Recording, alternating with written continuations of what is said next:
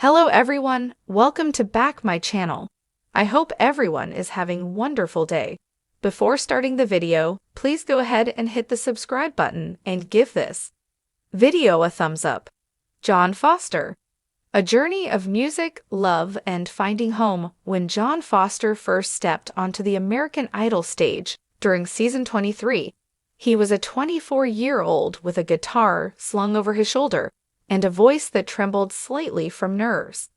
Growing up in a small Midwestern town where Friday night football ruled the social calendar, music had always been his secret sanctuary.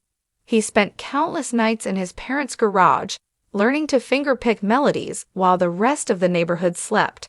His friends dreamed of scholarships and city jobs, but John dreamed of melodies that might carry him beyond the horizon. Those early dreams were tested more than once. After high school, John enrolled at a community college while working double shifts at a local diner. Money was tight, and every spare dollar went toward his music. Second-hand recording equipment, bus tickets to small gigs, and the occasional new set of guitar strings. He often returned home past midnight, exhausted but humming with quiet determination. "Music isn't just what I do," he would tell his mother. "It's who I am." The road to Idol wasn't straightforward. John auditioned twice before finally making it onto the televised competition. Each rejection stung, but he treated them as lessons rather than defeats. He refined his vocals, studied stage presence, and learned how to arrange songs so that his warm, raspy timbre could shine. By the time he faced the judges for the third time, he carried with him not only talent, but a quiet resilience that turned heads. Though he didn't win the title, John became a fan favorite. Viewers connected with his authenticity, the way he closed his eyes when a lyric struck close to his heart, and the humility with which he accepted critiques. After the finale, he returned home to a hero's welcome.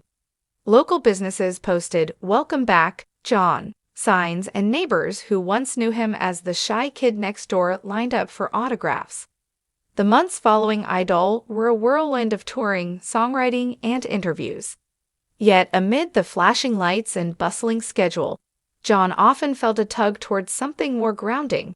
"Fame is exciting," he reflected in a podcast interview, "but it's not the whole picture of a life well lived. I wanted music to open doors, but I also wanted it to lead me back to the people I love."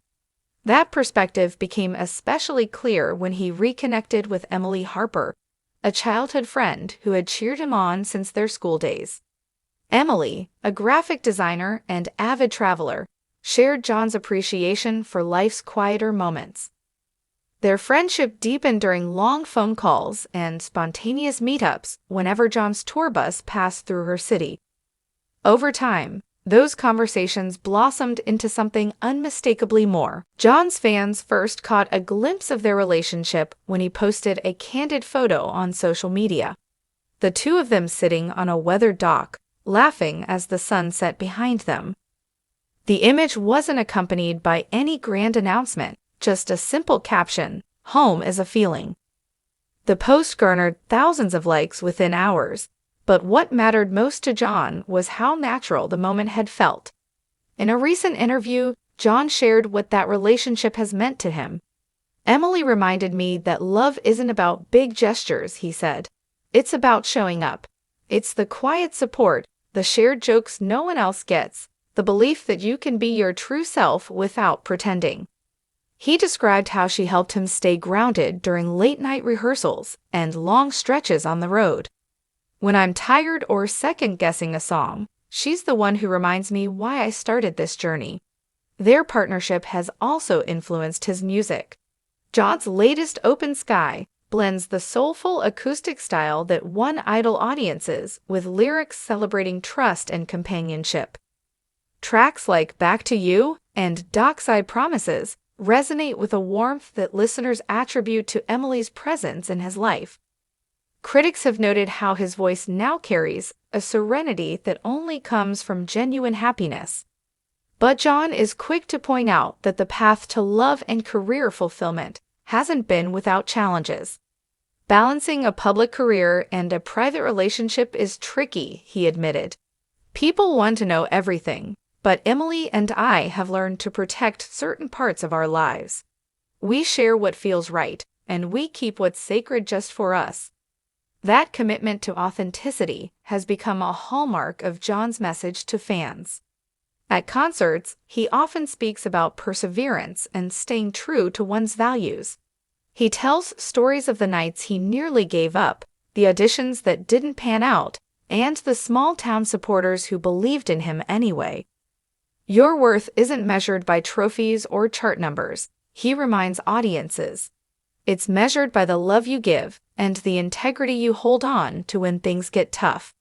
Young musicians frequently approach him after shows for advice. John's counsel is consistent. Embrace the long road, honor your craft, and don't be afraid of vulnerability. The moments that scare you, those are usually the moments when you're about to grow, he tells them. Sing the songs that mean something to you, even if they're not trendy.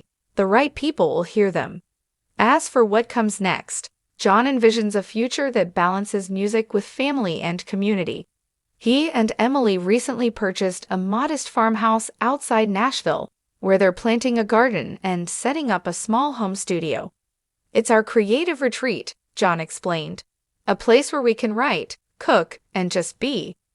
He hopes to mentor aspiring artists and perhaps start a nonprofit that provides instruments and lessons to children in underfunded schools. The story of John Foster is ultimately one of steadfast hope.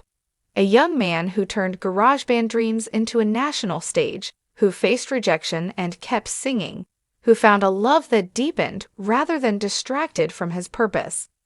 His journey illustrates that success isn't about never stumbling, it's about the courage to stand back up, to keep playing the next note, and to cherish the people who walk beside you.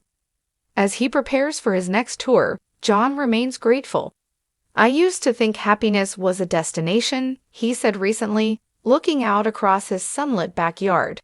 But now I see it's a series of moments, a song finished, a crowd singing along, Emily laughing in the kitchen. Those moments, those are the real prize.